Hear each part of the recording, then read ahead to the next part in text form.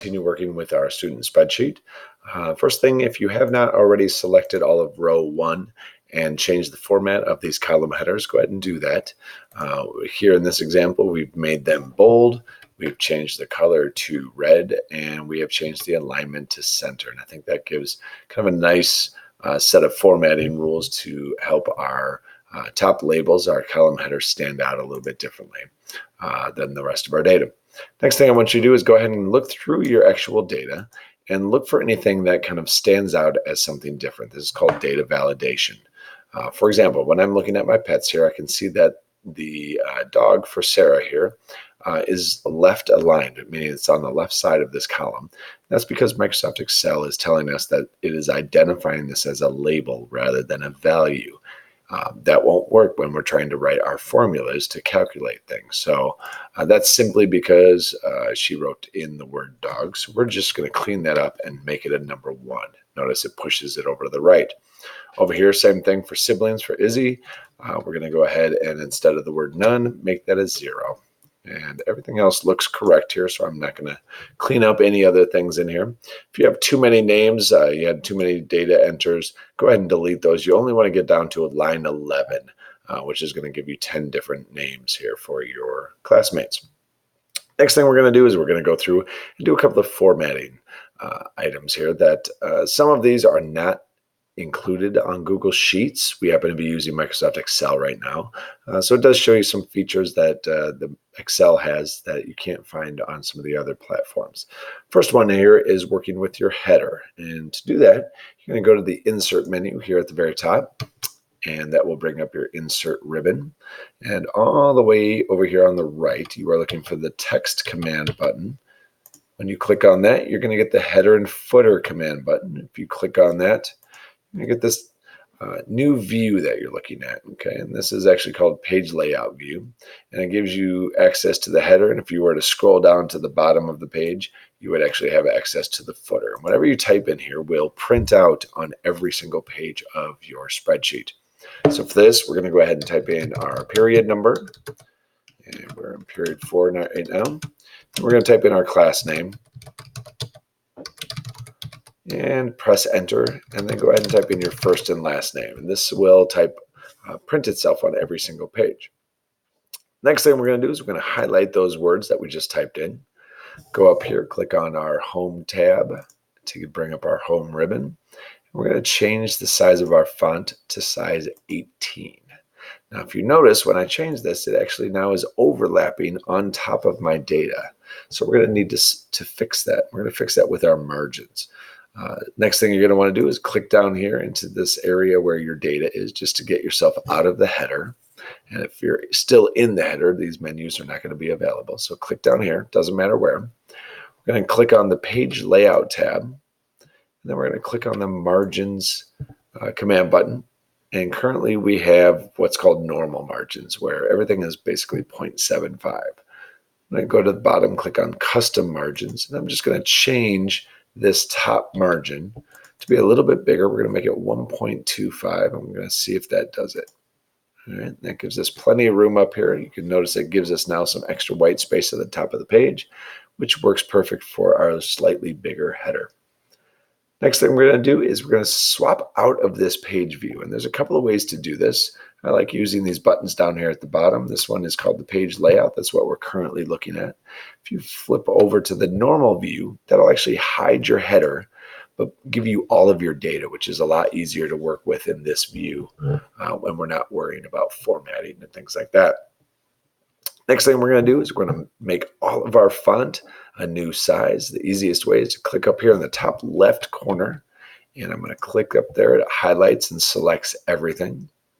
And within my Home tab, I'm going to change my font size to size 16. All right, now you've noticed we're going to need to do some cleaning up here to create some room for student name and things like that. So I'm going to go ahead and drag that over. I can either double click or drag over. Remember, I do that by clicking right between the column headers up at the top. I'm going to adjust these a little bit, give myself a little bit more room. Next thing I'm going to do is I'm going to highlight everything, and I'm going to change my font to one called Verdanda. And I can scroll down all the way down to the V's, or if I start typing it, V-E-R, it will actually find it for me. And there's several different types of Verdanda, but I'm going to use the regular Verdanda. Now you'll notice again, that's made everything a little bit bigger, so I need to go through here and highlight everything. And here's a little trick. If I want age, pets, and siblings to all three be the same width, I'm going to highlight all three of those by clicking on the column headers. And I'm going to drag the furthest to the right over here, just even a little bit. And now they all match. Color of hair, that one looks okay, maybe a little wider. And then I think this gives us a nice amount of space for our data. I'm going to zoom out a little bit here. And my next step here is to start adding some calculations down at the bottom. I want to find out what my total is, my average, my high, and my low. So I'm going to just type these over here to the left. You can even maybe format those the same as you did up here. Kind of a nice clean way to do that is if I like the way student name looks, I'm going to use my format painter. By the way, Google Sheets also has one that looks like a paint roller instead of a paintbrush. And when I click on that, it's going to copy just the format of this. And when I click and drag, it will change those to be the similar format where it's centered and bold and red in my example. Next thing I'm going to do is over here on the right side, I'm going to create a function formula to total up the columns that have values in them. It won't work for color of hair because those aren't numbers, they're words. I can't add those together. And if you try, you're going to get a weird error message. But for my total here, I'm going to go ahead and add together the ages of everybody. Now, what that tells you, I'm not really sure, but it does allow you to kind of create a formula here. So I'm going to use my sum functions up here. You have a very similar looking icon on Google Sheets. If I click on this button, it gives me kind of my top 5 most popular functions that I would use. I'm going to use 4 of these today. But the sum function at the very top is the one that you use for adding. When you click on it, Google does, or Microsoft does a pretty good job of trying to guess what it thinks you want to add together. Now here it added in 1 extra space, and I don't like that.